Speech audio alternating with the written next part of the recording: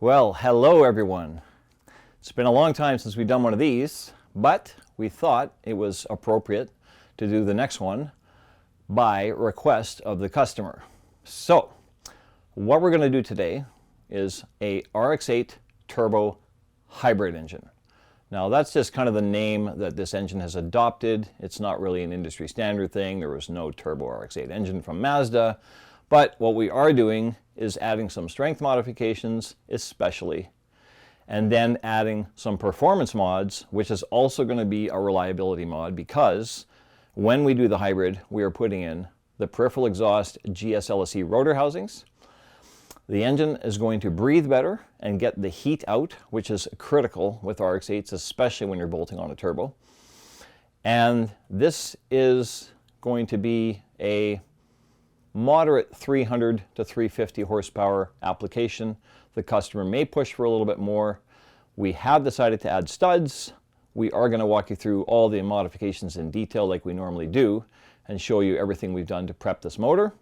And as always, we are going to assemble right in front of you. So this build sheet includes the GSLSE peripheral exhaust rotor housings, which we have CNC ported on our machine. Then we have done the factory side port exhaust ports for the RX-8 on our CNC machine, along with the intake ports on the CNC machine. So these factory 6 ports are all ported like we normally do for an aspirated application. Plus, we've done the additional GSLSE rotor housings, and we have decided to stud the block, as I mentioned, which I'll explain a little bit more in detail why that's a little bit different than a normal RX-7 engine. And we've machined the rotor slots to accept the full depth RX-7 apex seals. And of course we have some special corner seals as well that we're using in that application that we have actually shown you before, because we used to make those corners ourselves. And them just standard basic reliability mods like race clearancing, balancing, oil modifications, high pressure regulator. Yeah, that should pretty much wrap it up. So we'll see you at the bench here in a second and show you the mods in detail. Okay, so this build is for our customer Brian Van Dorp from New York, and we are going to start by showing you some of the custom modifications we've done to his rotors, which include, for starters, the face clearancing on the rotors, the extra clearance on the tips, which is very standard when you order race clearanced rotors from rotaryengine.com, us. Then we are using these corner seals. Now we did get these from, I think it's called IR Performance, but what they are essentially is an RX-8 corner seal with a metal plug that they EDM or machine to incorporate these taller RX-7 seals. So they've just put a little bit of a notch or a slot in the top of the plug. We actually did that back in 2005, and we're offering those for different reasons, mainly in Bridgeport engines when we didn't want a harsh corner seal riding on top of the skinny little bridge and wearing it down. In my personal opinion, they are not stronger and not as strong as solid, and should not be marketed or solicited as a solid corner seal, because they're not solid. They're still two-piece. But they probably are the best corner seal for this application for turbo RX-8. All right, so we are using the OEM Mazda seals, the 2mm Mazda seals, and again, one of the reasons why we choose these is because the compatibility with the Mazda material on the side housings. Very, very important. Aftermarket seals, when it rides on the edge of the exhaust port, sometimes has a tendency to start notching the material down and makes a mess. So as long as your tuning's good, these seals are definitely good for 350 horsepower. These corner seals should be fine too, unless the timing is way out, in which case these corners would break at the base. But you know, you got to take it easy when you start building these cars. You want to start off tuning on the dyno at 6 to 8 pounds and then work your way up. So again, this full depth seal, you can see, slides nice and freely into that slot and into the machined corner seal. These rotors have been fit with all new seals and springs, all clearance to a proprietary spec that we use for turbocharged RX-8. And the last thing you'll see, what we have here is a polished E-shaft. Okay, now we're going to move over to the other bench and show you the rest of the engine block. All right, so now we are ready to assemble, and we have got our front iron mounted to the engine stand. This front iron has the CNC exhaust ports, the CNC intake ports, has the gallery modifications, the gear matching, and also has been drilled for 12.7 millimeter studs, with the exception of these 3 spots right here, because those would require a different size studs, which we don't make, and it's not critical to have studs here because that is where your intake and exhaust ports are. This is starting at the exhaust ports, a very low pressure area. There's nothing going on in here that requires rigidity, and we've got the rest of the other 13 studs all the way around to lock this thing down. It's not moving, it's never going to crack. We've proven it, we've done this before, not our first rodeo. Okay, so speaking of match porting of gears, if we walk over here, you can see we've got these brand new RX-8 gears, brand new bearings that have been drilled and chamfered on both front and back. We'll be mounting these in the irons before we assemble. Same thing with the ports on the irons. We've got the CNC intake and exhaust porting. We've got the gallery mods, the gear match porting on these. We've got the runners all ported out in here.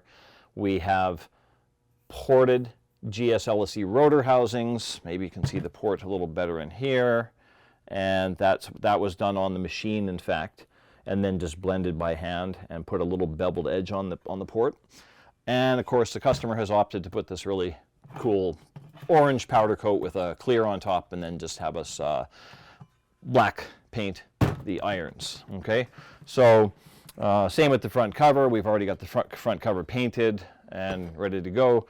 So we will now lay out all of our studs and tension bolts, mount our gears in the irons, and our upgraded FD oil pressure regulator, which is a brand new regulator, and it's something that we always put in these engines, but we will show you that when we are ready to assemble in about 3 minutes. Okay, so we are ready to assemble Brian's engine. We have all his housings laid out. We have all the O-rings in place. One thing to note, some people who are of the belief that these GS-LSE rotor housings are the only option to do this hybrid are completely mistaken, because it doesn't take much to machine O-ring grooves in the later 93 housings, for example, or T2 housings. So that's possible. Now, people choose the GS-LSE housings for convenience because the O-ring grooves are already in place, and the exhaust port is a bit smaller. So is the exhaust sleeve, which means if you're going to use a side port exhaust, these ports here, and run that in conjunction with extra ones, and these are just providing additional flow and to get additional heat out, assist with getting the heat out. It's not critical to have the biggest exhaust port. In fact, we probably didn't even need to port these, but we have the availability to do our CNC porting, so we figured we might as well, and Brian liked the idea too. On the flip side, use a 93 rotor housing. They're more expensive. You've got costs associated with putting in the O-ring grooves into the side because they come flat from the factory. There is one disadvantage to using GS-LSEs, and this is again what I was getting to in the beginning. Most people don't realize these housings force you to use 12A coolant seals, which are early style. The cross section is smaller, and they are not as robust as the 86 up. 86 all the way to RX-8 is pretty much the same O-ring. These are what we consider pre-86. Anything 85 and older, all the way back to the years of 72 and 73 RX2, RX3, they use these type O-rings. So my preference would be to use a housing that can take the larger coolant seals. On the flip side, we've used these SE housings successfully many times, so we don't have a problem using them in Brian's motor because we've proven over and over. Mazda's O-ring seals, in my opinion, are the best out there. I don't get into all that nonsense garbage about round Viton seals and a square cut groove and all this reusable stuff, because we don't plan on taking our engines apart again. So we like to do it once, do it right, and that's it. There'll be no problem with these, just like all the other hundreds of engines we built. Moving forward, we are going to start by just putting some lubrication down. We can put his first rotor on, and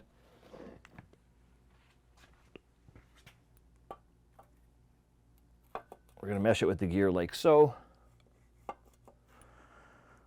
And then we're going to get the E-shaft in.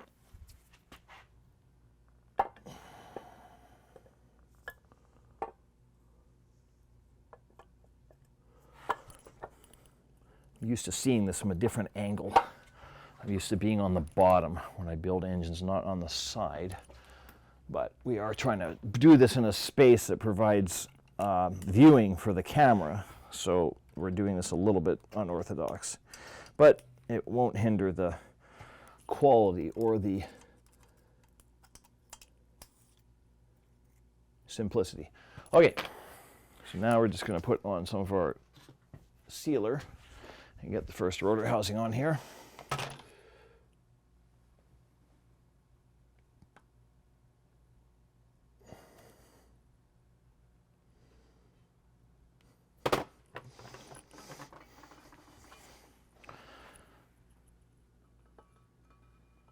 And this should go together real nice and smooth because everything's new and it's all machine perfect. When we get to the point of doing the studs, it'll be a little bit more time consuming, basically because we have to thread all the studs individually by hand with a hand ratchet, and that can take as long as the rest of the engine build. But if you've ever seen any of our other videos before, well, you know, to be honest, I don't know that we've ever assembled anything for you guys that isn't studded. But a normal 13B assembly can go very, very quick and very efficiently as long as there's no hiccups. And you don't have studs to contend with in aspirated engines, so the time is just quicker. And you'll find that out momentarily. If you look at the timestamp on the video right now, and you see how long it takes to do what we're doing so far, and then you see where we are when we're about to put the first stud in, you'll know what I mean. Oh, something real important I forgot to tell you. These rotor slots are cut a hair deeper than the factory RX-7 spec, so we are using a custom 3mm spring machined down to 2mm wide, and that gives a much thicker, robust bottom spring. So we're using that in conjunction with the factory inner spring. And again, these are OEM Mazda 2mm apex seals. Okay, so, and sometimes they're a little tricky to slide in because these EDM corner seals are very, very, you know, there's no slop. They're not very forgiving in terms of alignment. So if you don't have everything lined up properly, sometimes you'll find that the apex seal doesn't like to mesh properly. Okay, so we're just going to put the third seal and spring in place and get that down, and that went just beautifully. And now we have got to put in our center, so Mike's going to have to lift up on this crankshaft a bit. More, whoops, do that again. Wiggle, wiggle, wiggle. It's just the assembly lube is very sticky. So what can happen is the assembly lube can, a little more, right there. The assembly lube, I'll trade you, and you can put your hand back. The assembly lube will, oh dear, I forgot about this. Okay. Good? Yep. Okay. Wiggle down. It's so sticky that maybe you didn't catch it from your angle, but where we are, Mike was lifting up the crankshaft and the rotor slid up with it because it literally was sticking. The rotor and the shaft were sticking together because of the assembly lube. Good? Yep. All right. So now we will do rotor number 2.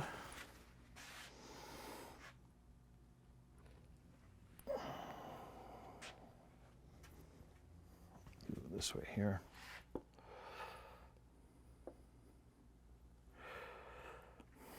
Twist. Come on, there you go. Perfect.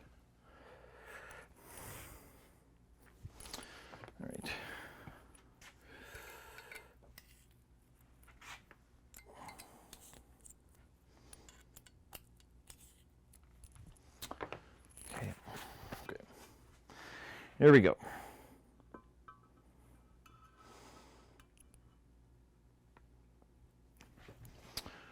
And here.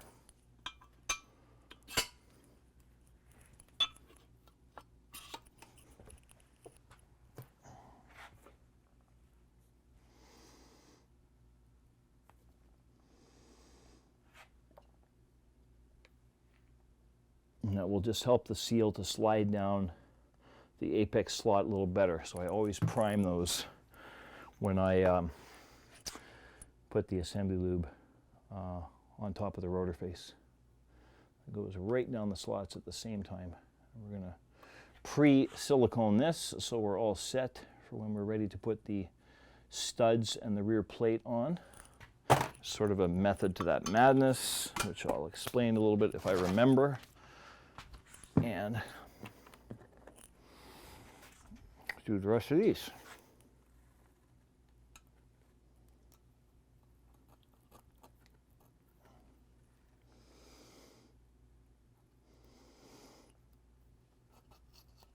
This one.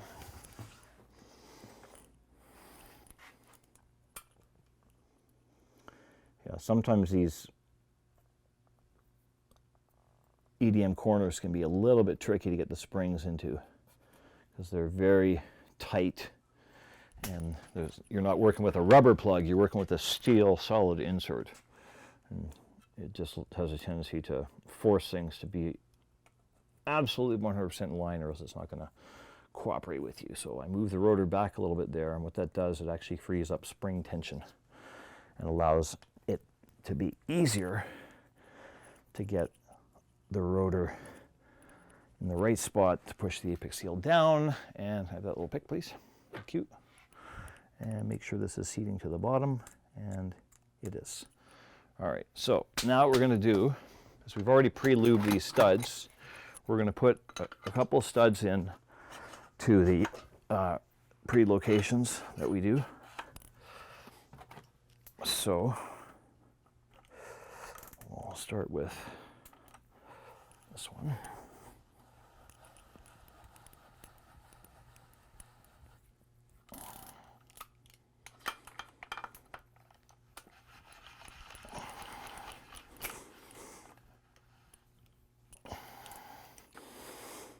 Here,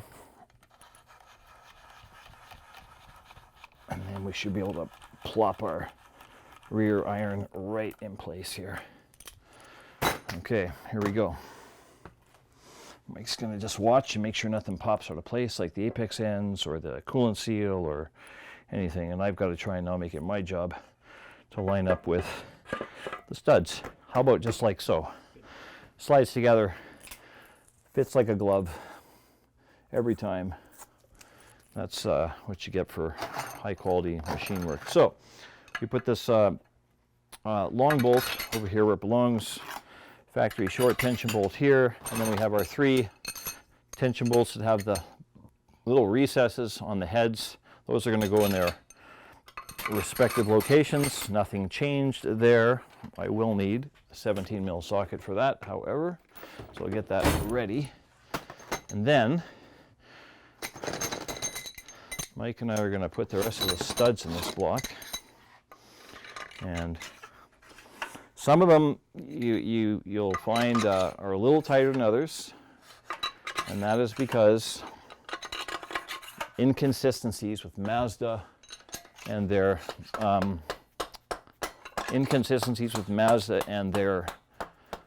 housing. Sometimes the studs do not slide in as great when you have a slight misalignment all the way around, but that's why we check these for line bores. And what you'll see is that eventually once they grab by the thread and they're all the way down, they all spin exactly the same amount of resistance, which is what you want. And again, they get tighter and tighter the lower down you get, until you get to the point where you snug them. And this is a standard. And I'm going to say it one more time. I've said it a million times, and you guys have seen this in my other videos, all the videos that are designed to explain why there is a art to doing the studs the right way, not the imitation or imposter way, which is 10 by 1 studs to fit the factory 10 by 1 threads in the front iron. Waste of money. They aren't doing anything. There's guys out there who sell hundreds and hundreds and hundreds of those sets of 10 mil irons, and I know a lot of guys are like, man, I want my block studded. You're wasting your money. They don't do anything. We are never trying to solve cylinder head clamp load pressure, which is all they provide. Because if you can visualize this, and I'm sure you guys who have researched studs will appreciate what I'm about to tell you, and that is that the back iron never blows off a rotary engine and pulls all the factory tension bolts with it, and then stuffs the tranny out the back of the car and bends the drive shaft in half. It does not happen. Rear irons have never had a reputation of flying off the back of the engine, and they never will, because clamp load is not the issue. Clamp load is not what we're trying to overcome. You do end up with more clamp load as a subsequent to installing a stud, whether it's a 10 mil stud or a 12.7, but that's not why we're doing it. We're doing the interference or slip fit on the studs to take the load off the factory alignment pins under high combustion pressures and definitely under pinging or knocking or detonation circumstances. 10 mil studs will do nothing for you, nothing, zip zero. Won't help you at all if you detonate, and your block would have otherwise cracked had you not put in a proper stud. And it's not my opinion, it's fact. And all these guys who are making all this money off of selling 10 millimeter studs are just lining their pockets with your money because you guys fell for it. Don't buy 10 millimeter studs. They're a waste of money.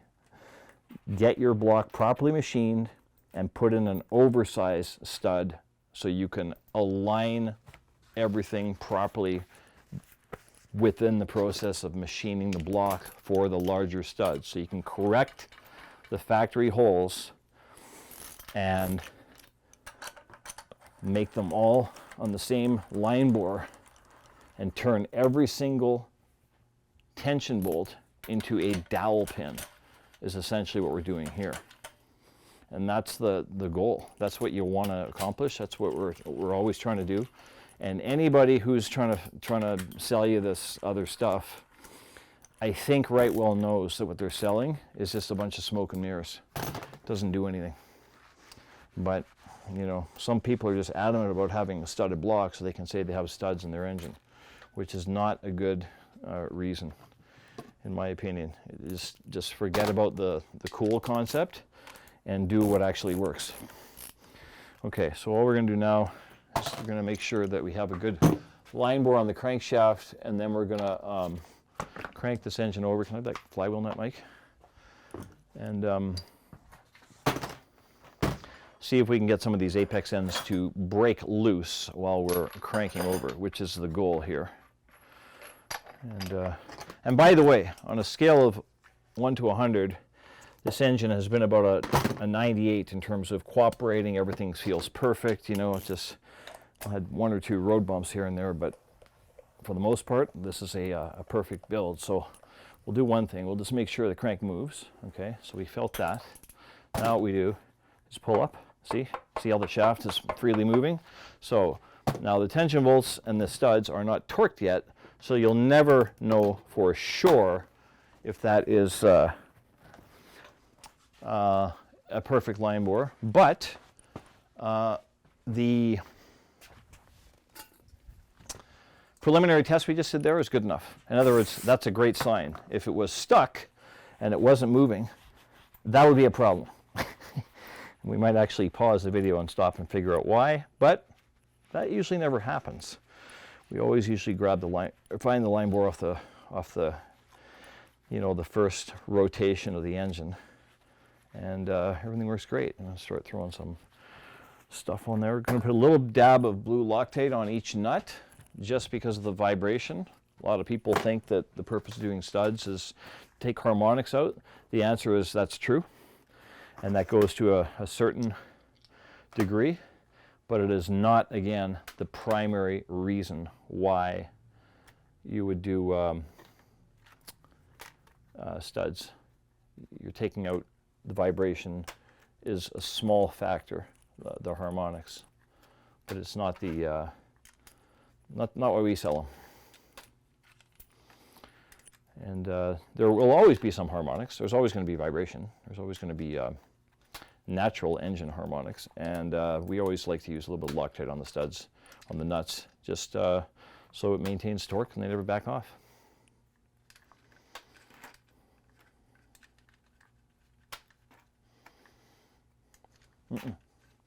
Good. All right, now moving forward, I'm just going to do that little pre-torque thing one more time. Here, here, sort of like a north, south, east, west, just to snug this down square.